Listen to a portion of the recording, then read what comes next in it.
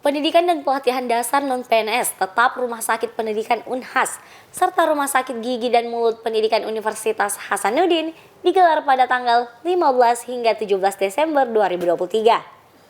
Peserta pada kegiatan ini mencapai jumlah sebanyak 137 orang, Rumah Sakit Pendidikan 110 orang, dan Rumah Sakit Gigi dan Mulut 27 orang. Kegiatan ini bertujuan untuk meningkatkan pengetahuan, keahlian, keterampilan, dan sikap dalam melaksanakan tugas dengan dilandasi kepribadian dan etika. Selain itu, kegiatan ini juga bertujuan untuk menciptakan aparatur yang profesional dalam memberikan pelayanan terhadap masyarakat. Pada hari pertama kegiatan ini dibuka secara langsung oleh Rektor Universitas Hasanuddin, Profesor Dr. Insinyur Jamaluddin Jompa, MSc.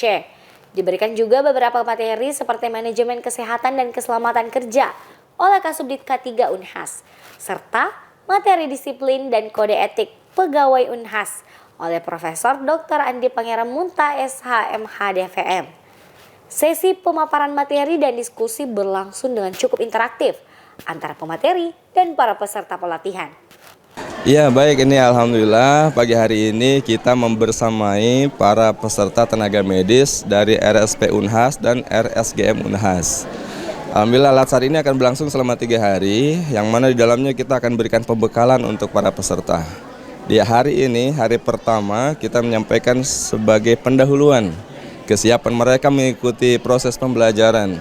Bagaimana mereka bisa lebih fokus, lebih sungguh-sungguh, kemudian menyerap semua pemateri yang akan disampaikan. Nah harapannya nanti ketika di akhir sesi mereka akan punya kompetensi yang lebih baik lagi dari yang sudah-sudah. Kemudian punya kepahaman yang sama, kemudian visi misi Unhas menjadi visi misi pribadi mereka. Visi misi RSGM menjadi visi misi pribadi para tenaga medis di RSGM. Kemudian visi misi yang ada di Rumah Sakit Pendidikan Unhas itu pun terinternalisasi menjadi visi, misi, dan nilai pribadi setiap insan tenaga medis di sana. Begitu. Iman Firmansyah, Esos IMPD, berharap kepada para peserta bahwa kegiatan ini bukan untuk kepentingan orang lain, tapi untuk kepentingan diri sendiri, yaitu untuk peningkatan kompetensi dalam mengadaptasi semua perubahan yang akan terjadi.